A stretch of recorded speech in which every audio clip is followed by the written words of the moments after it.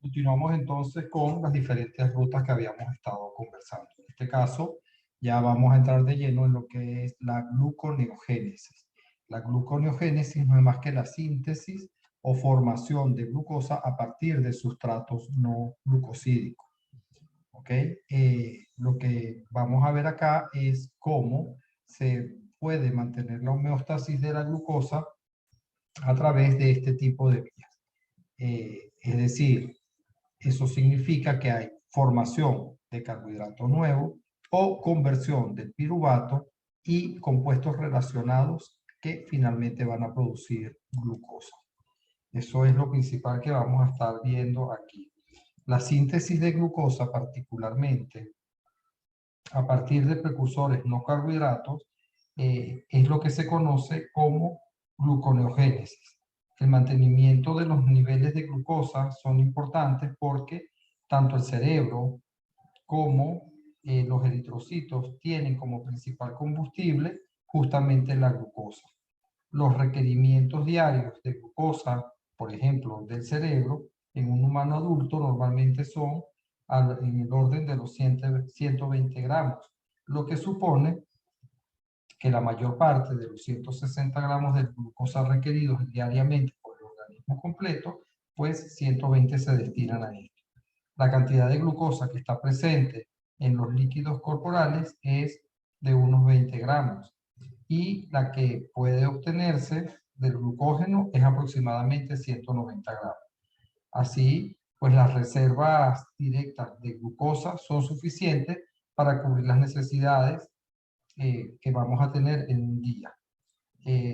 La gluconeogénesis es especialmente importante en aquellos periodos muy largos de ayuno o inanición, sobre todo en personas que por algún motivo pues padecen algunas enfermedades que los pueden llevar a esto.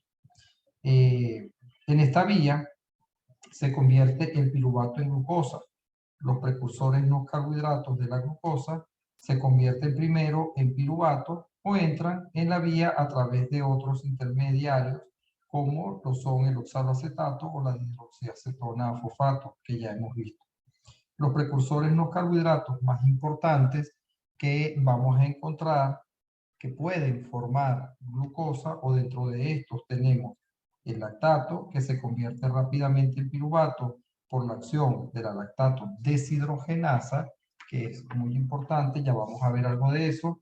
Los aminoácidos que derivan de proteínas de la dieta y durante el ayuno, por la destrucción de las proteínas en el músculo esquelético, pues pueden entrar y formar finalmente glucosa. Y la hidrólisis de los triacilglicéridos en las células adiposas libera glicerol y ácidos grasos. El glicerol pues es un precursor de la glucosa, pero los ácidos grasos en los animales no pueden convertirse en glucosa por razones que, bueno, vamos a ver en las siguientes clases. El glicerol, en tanto, que puede entrar a la vía glucogénica como en la glicolítica a través de la formación, a través de hidroxiacetona fosfato.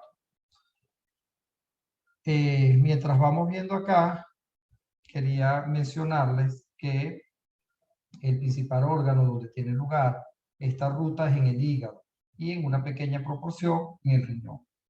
El cerebro, el músculo esquelético y el músculo cardíaco tienen lugar muy poca este tipo de eventos, o sea, la gluconeogénesis. Por el contrario, la gluconeogénesis en el hígado y en el riñón, como les comentaba, son los que ayudan a mantener los niveles de glucosa sanguínea, de modo que, de esta forma, tanto el cerebro como el músculo puedan extraer suficiente glucosa para atender sus demandas particulares. Entonces, es acá donde les quería mostrar, por ejemplo, que les hablamos del lactato, del glicerol y los aminoácidos, cómo el lactato a través de la lactato deshidrogenasa, pues puede reingresar justamente acá a la formación o a la vía de la glicólisis. Esto es importante porque, por ejemplo, cuando hay un ejercicio vigoroso, pues sabemos que se forma lactato. O sea, después de este ejercicio, el lactato que se va a producir por la glucólisis anaeróbica en el músculo esquelético va a volver al hígado y se va a convertir en glucosa. Esto lo vamos a ver acá. Bien sea por el lactato que se forma en el eritrocito o por, como les comentaba, el lactato del músculo. Esto es lo que se conoce como el ciclo de Cori. Vamos a hablar de 3 ciclos particulares y después entramos de lleno en la gluconeogénesis para que podamos ir viendo para dónde es que vamos. Entonces, bien sea en el hematíe o en el músculo, cuando se produce, como les decía, un trabajo vigoroso que lleve al músculo a la anaerobiosis, pues se produce lactato. El lactato va a través de la sangre hasta el hígado, donde pues se lleva a cabo la gluconeogénesis y luego de eso pues se forma glucosa, la cual sale nuevamente a la sangre y va a ser utilizado por el eritrocito y el cerebro particularmente. Lo que les comentaba de los triacilgliceroles es justamente que el glicerol es el que puede entrar a través de la fosforilación de este a glicerol 3-fosfato, donde se puede transformar en hidroxiacetona, fosfato que puede ir o al lactato, a la formación del lactato, o a la formación de glucosa nuevamente. En el ciclo de la alanina, justamente en el músculo, cuando estamos en ayunos muy prolongados, pues hay destrucción de las proteínas que conforman el músculo. Y de allí sale la alanina, que como recordará, pues es un aminoácido. Esta alanina es transportada hasta el hígado, donde va a sufrir una desaminación y su esqueleto carbonado, pues es el piruvato, que va a entrar a la vía de la gluconeogénesis, forma glucosa y la glucosa sale a la sangre y así se mantiene la homeostasis. Esta glucosa pues va a ser también utilizada por el hígado para la obtención de ATP, es decir, de energía. Y dentro de los aminoácidos que les estaba mencionando, aquí se los mostramos en esta diapositiva, donde algunos de ellos por desaminación oxidativa, que también vamos a ver cómo es más adelante en algunos metabolismos, entonces pueden entrar a el ciclo de Krebs y allí pues pueden continuar hasta la formación de malato, el cual finalmente, como vamos a ver ahorita, puede producir glucosa. Acá les muestro lo que es la vía de la gluconeogénesis exactamente, que era o es parte de lo que nosotros vamos a conversar.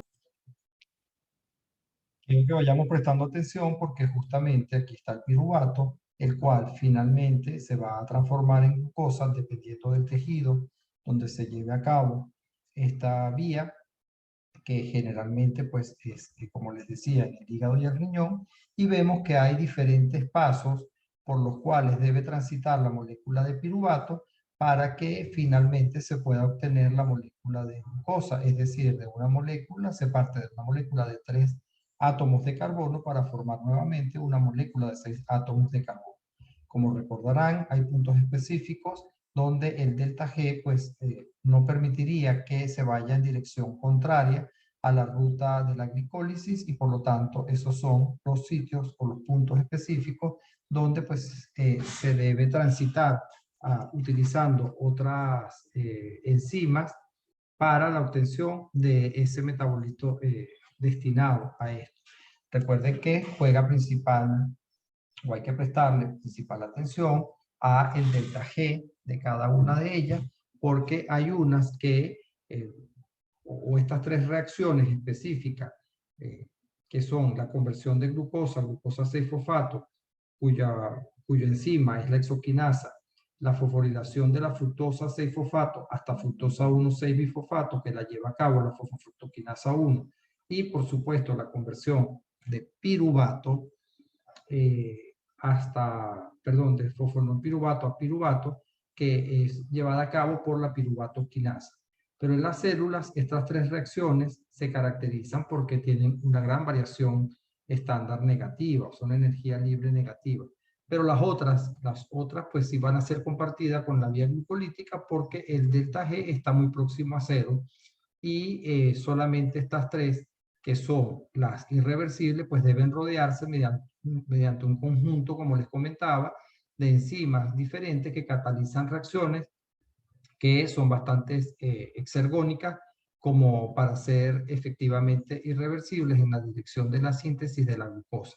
De este modo, tanto la glucólisis como la gluconeogénesis son procesos irreversibles dentro de la célula. ¿Okay? Entonces, de allí la importancia de que veamos cómo es esta ruta a partir de este momento. Entonces, como les había mencionado, 3 puntos específicos que deben ser rodeados de una manera diferente o con enzimas diferentes. Y aquí les coloco porque la glicólisis y la gluconeogénesis no son rutas idénticas. Esto tenemos que tenerlo siempre presente. Como les mencioné en la lámina anterior, comparten varios pasos debido al delta G que presenta cada una de las reacciones. Y cuando se hacen los estudios in vivo, como les comenté también, pues tendríamos la conversión de glucosa en glucosa 6-fosfato, la fosforilación de fructosa 6-fosfato y a fructosa 1,6-bifosfato y la conversión de fosfonol piruvato en piruvato, que son las que se les debe hacer el rodeo pertinente como se muestra en esta diapositiva. ¿Ok? Ahora bien, vamos a entrar de lleno a estudiar cada una de estas reacciones y como vemos, son puntos específicos porque más adelante vamos a ver cómo de alguna manera pues se pueden regular estas dos vías. Lo que quiero dejar claro con esto es que mientras una vía se está llevando a cabo, la otra, por supuesto, la velocidad debe ser la mínima. Y esto también va a depender de la situación en la que se encuentre la célula, es decir, si está en situación postprandial o si estamos en situación de ayuno. Comencemos con la primera entonces para ir abriendo paso a lo que es cada una de ellas y poder comprender finalmente qué es y cómo se rodea esto. La conversión entonces de piruvato a fosfonolpiruvato comienza con la formación de oxaloacetato. El primer paso que debe darse en la gluconeogénesis es la carboxilación del piruvato para formar oxaloacetato a expensas de una molécula de ATP. Después, el oxaloacetato debe descarboxilarse y fosforilarse para dar lugar a el fosfonol piruvato a expensas del alto potencial de transferencia del grupo fosforilo del GTP. En este caso se utiliza, o la célula utiliza GTP. La primera de estas reacciones, que es la que estoy marcando acá, tiene lugar en el interior de la mitocondria. La primera reacción pues va a estar catalizada por la piruvato carboxilasa y la segunda reacción estará catalizada por la fosfoenol piruvato carboxiquinasa. Son estas dos reacciones que nos van a llevar a la formación de fosfonol piruvato. ¿Ok? La piruvato carboxilasa tiene un interés bastante especial debido a sus propiedades estructurales, catalíticas y alostéricas que presenta. De hecho, la región N-terminal de esta enzima tiene un dominio donde se engancha el ATP, que es un dominio de activación del ATP, que es muy utilizado, como vamos a ver pues en algunos detalles por allí más adelante, sobre todo en la biosíntesis de nucleótidos. La región C-terminal de esta piruvato carboxilasa tiene un dominio donde se va a unir la biotina, de allí el interés por la biotina, que está muy relacionado, que vamos a ver un poco más en profundidad cuando veamos la síntesis de ácidos grasos. La biotina es un grupo prostético que se une covalentemente y que va a servir como un transportador de CO2 activado. El grupo carboxilato de la biotina está unido al grupo epsilon amino de un residuo específico de lisina o formando un enlace amida. Debe prestarse muchísima atención en esto porque la biotina está unida a la piruvato carboxilasa por una cadena larga, pero además es flexible. La carboxilación del piruvato tiene lugar en 3 pasos. Lo que quiero que vean es que no es simplemente un paso y se forma oxaloacetato, sino que hay varios pasos que deben ocurrir. Para esto quiero recordarles que quien va a donar ese grupo carboxilo, perdón, ese carbono, o que proviene del CO2 que se ha formado. Y el CO2 en esa disolución acuosa existe como bicarbonato, el cual con la ayuda de la anhidrasa carbónica, que también hemos visto en algunas otras partes de la materia, se activa y se convierte en carboxifosfato. Ese CO2 activado se va a unir después a parte o a la parte final pues, del anillo de la biotina para formar un intermediario particular y allí pues permanece unido a la biotina, que ya es cuando se encuentra activo. De esta manera es que se puede donar, porque su delta G es sumamente negativo, que indica que la carboxibiotina, que así se llama esta enzima cuando ya está unida al CO2, es capaz entonces de transferir ese CO2 a sectores sin que haya necesidad de aportación adicional de energía por parte de cualquier otra molécula. El grupo carboxilo activado se transfiere desde la carboxibiotina al piruvato y es allí donde se forma este oxaloacetato que ustedes están viendo aquí. Este enlace que les había mencionado, que era un enlace bastante largo y flexible, que se da entre la biotina y la enzima, es lo que permite que este grupo prostético rote de alguna manera desde el centro activo de la enzima, que es donde está el CO2, al otro centro activo del piruvato, y por supuesto allí es donde se da la reacción. La primera reacción, que es esta que estamos viendo, es la formación entonces de la carboxibiotina, que depende además de la presencia de acetil-CoA. La biotina no se puede carboxilar hasta que el acetil-CoA esté unido a la enzima.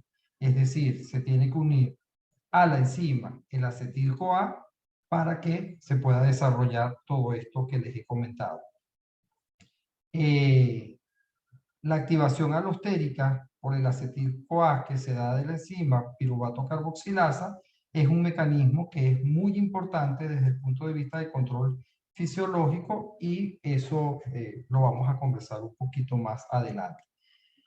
Luego de esto, de esta formación de oxaloacetato, ya va a la formación de fosfonolpiruvato, porque el oxaloacetato pues, sale de la mitocondria. Vamos a ver cómo es este mecanismo, y por supuesto ya viene la formación de fosfonolpiruvato. Para esta, pues entonces la enzima es la piruvato carboxilasa, que es una enzima mitocondrial, mientras que las otras dos enzimas de la gluconeogénesis son citoplasmáticas, de las otras que vamos a hablar. El oxaloacetato, vamos a ver si lo tenemos en la diapositiva más adelante.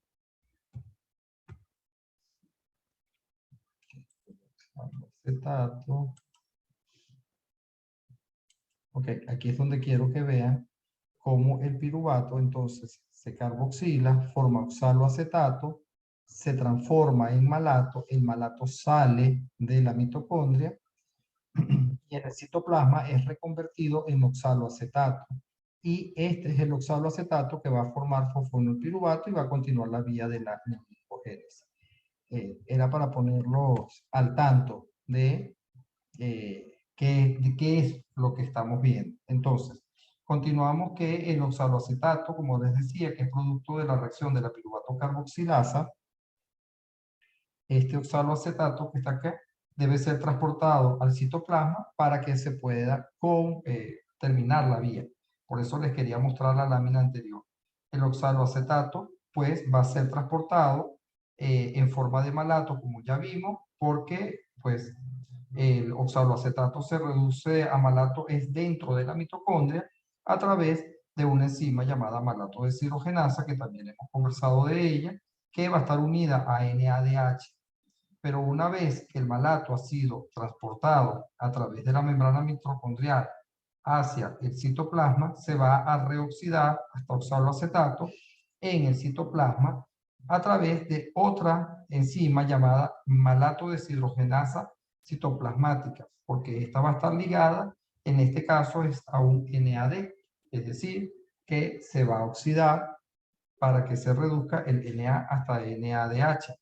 La formación de este oxaloacetato a partir de malato también va a traer consigo o va a aportar NADH para que sea utilizado en algunos pasos de la gluconeogénesis. Bueno, el oxaloacetato va a ser el sustrato de la fosfonilpiruvato carboxiquinasa, que lo que va a llevar a cabo es que este oxaloacetato se descarboxila y fosforila simultáneamente por la fosfonilpiruvato carboxiquinasa para que se pueda generar el fosfonilpiruvato. El dador del grupo fosforilo es el GTP, aquí no es el ATP sino el GTP, y el CO2 añadido en la reacción que ya habíamos visto al piruvato por la piruvato carboxilasa se separa en este paso justamente de la molécula y por lo tanto pues sale. Ahora bien, recordemos que en la glicólisis la presencia del grupo fosforilo atrapa el isómero inestable de piruvato como fosfonilpiruvato. Cuando se le añade un grupo fosforilo al piruvato, esta es una reacción que desde el punto de vista del delta G es desfavorable. ¿Okay? En la gluconeogénesis, el uso de los dos pasos, de carboxilación y descarboxilación, lo que supone es un delta G mucho más favorable para que se den las reacciones. Entonces, la formación de fosfonilpiruvato desde el piruvato en esta vía tiene un delta G que está muy cercano a cero. La molécula de ATP se utiliza justamente para potenciar la adición o que se una el CO2, que se una al piruvato en el paso de la carboxilación que hemos visto. Este CO2 va a ser eliminado y esto va a facilitar la formación de fosfonilpiruvato en esta reacción de descarboxilación que acabamos de ver. Las descarboxilaciones, como recuerdan, facilitan a menudo varias reacciones que de otro modo pues son muy endergónicas y por lo tanto no se podrían llevar a cabo. ¿Okay? En resumen, que la piruvato carboxilasa va a estar presente en la matriz mitocondrial, que esta utiliza ATP, que es la primera etapa de la reacción, que se necesita la unión de acetil-CoA, que es el activador alostérico, y por supuesto la explicación que ya vimos, cómo la biotina es el transportador del CO2 cuando está activado. Por otro lado, la fosfonilpiruvato carboxiquinasa se encuentra en el citosol, pero también hay una cantidad de esta en la mitocondria. Entonces, vuelvo a esta lámina que era donde les quería explicar entonces. Cuando el piruvato entra a la mitocondria, es decir, a la matriz mitocondrial, debe ser carboxilado para que pueda convertirse en oxaloacetato. ¿Okay? Cuando se forma este oxaloacetato, es, por supuesto, a través de la malato deshidrogenasa mitocondrial, transformado en malato. El malato sí tiene un transportador que le permite salir de la mitocondria y una vez que está en el citoplasma, entonces va a ser otra vez transformado en oxaloacetato y este oxaloacetato en fosfonilpiruvato y continuará la vía de la glucólisis. ¿Qué es lo que estoy mostrando en esta parte? Cómo es que la malato deshidrogenasa mitocondrial pues utiliza NAD para la formación de NADH, porque hay por supuesto una reducción de ese NAD y la oxidación del oxaloacetato hasta malato. Sale el malato y ese NAD o ese electrón que viene, pues sale de la molécula para poderse formar nuevamente oxaloacetato. Y esto lo lleva a cabo la malato deshidrogenasa citosólica. Se forma el oxaloacetato y a través de la fosfenolpiruvato carboxiquinasa, recuerden la utilización de GTP, hay una descarboxilación y se forma entonces el fosfenolpiruvato. En esta lámina vamos a ver qué pasa con estas vías y el CO2 del cual hemos... Que vemos aquí que en función del precursor glucogénico, bien sea el lactato o el piruvato, va a predominar o una vía, una manera de alcanzar el fosfonolpiruvato, u otra vía diferente. La ruta que ven acá en la derecha es cuando lo que predomina es el lactato, ¿ok? Que sería pues el precursor, debido a que el NADH citosólico se genera en la reacción de la lactato deshidrogenasa, como ven acá, y no se ha de transportar fuera de la mitocondria. La importancia relativa de las dos rutas está determinada por la disponibilidad de lactato, ¿okay? Para poder cubrir las necesidades fisiológicas que se tengan.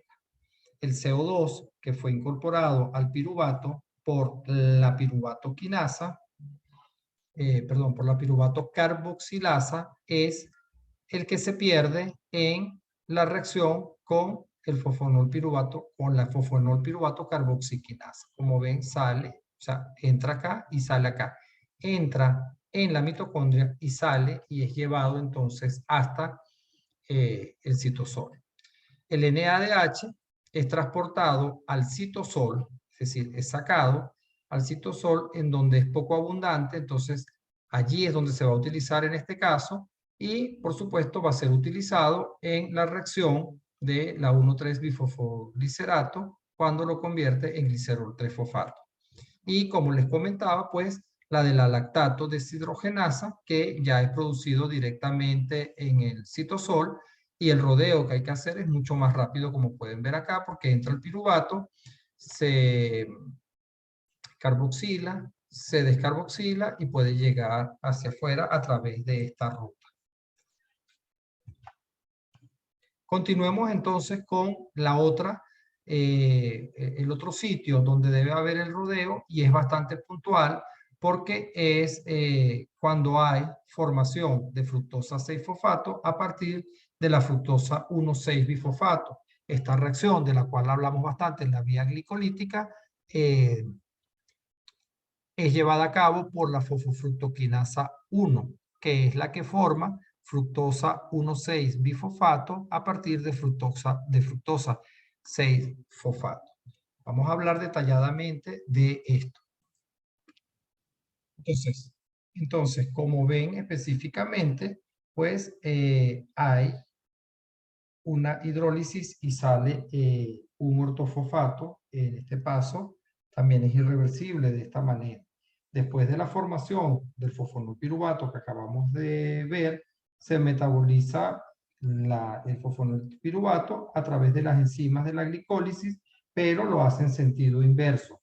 Estas reacciones en las condiciones intracelulares, recordemos que se encuentran muy cerca del equilibrio, de modo que cuando se lleva a cabo la gluconeogénesis, está favorecida por estas reacciones y pues pueden darse de manera inversa a lo que habíamos visto en la glicólisis. Este paso es el que estamos viendo en la pantalla. Como les comentaba, es la hidrólisis entonces de la fructosa 1,6-bifosfato, es decir, que se utiliza agua para que pueda desfosforilarse. La enzima responsable en este paso, cuando estamos hablando de la gluconeogénesis, es la fructosa 1,6-bifosfatasa, es la que lleva a cabo este paso. Eso en general.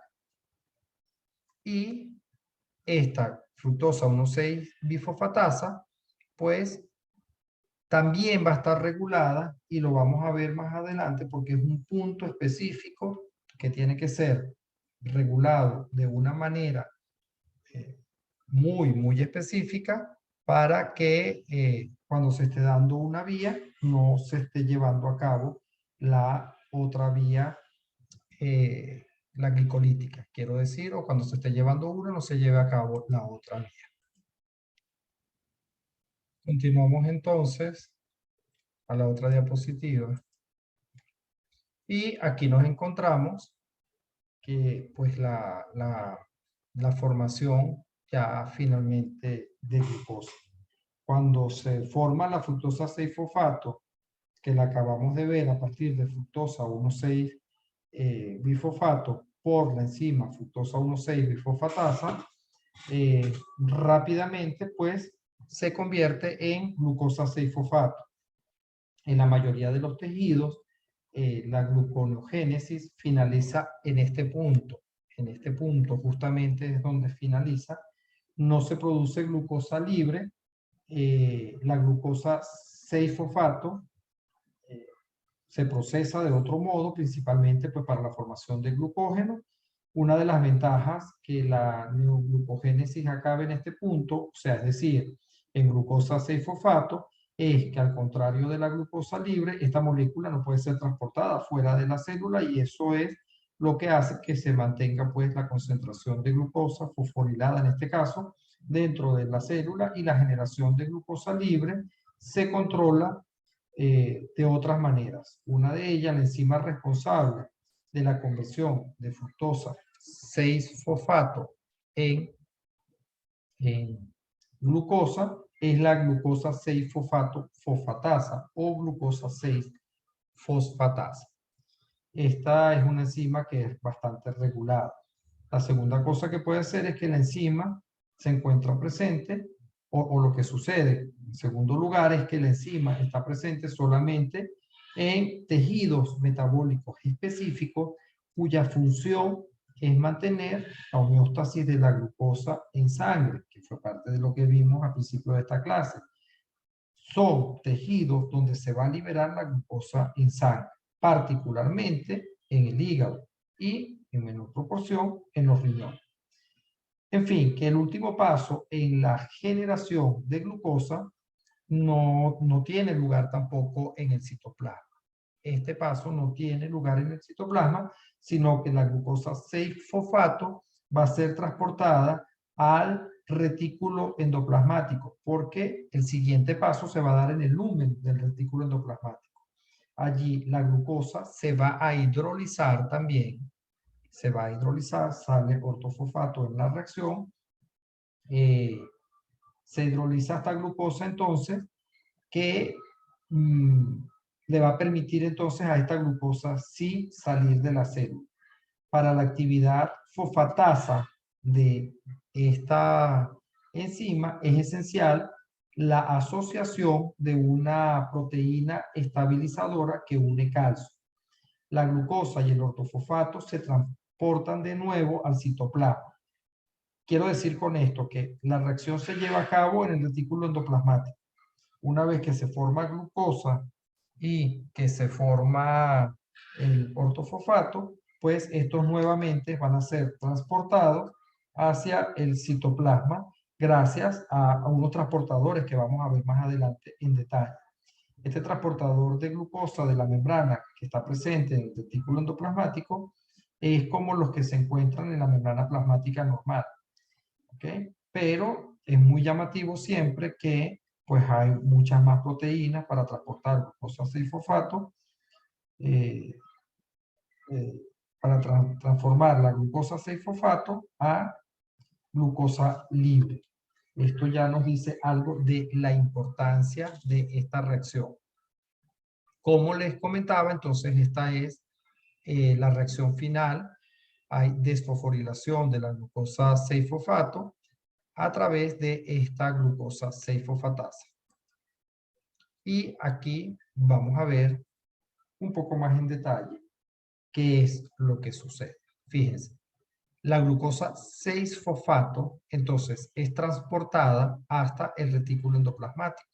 la glucosa entra y a través de la glucosa 6-fosfatasa que está unida a la membrana de esta organela, pues se lleva a cabo entonces la hidrólisis del grupo fosfato que estaba unido a la glucosa y produce glucosa y ortofosfato.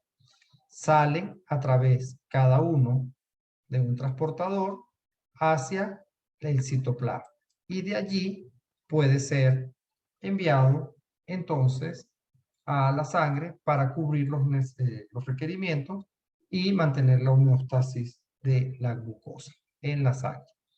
Ahora, en la siguiente clase vamos a ver la regulación coordinada que se da con las enzimas regulables de tanto la vía glicolítica como la neoglucogénesis. Gracias por su atención. Continuamos en la próxima clase.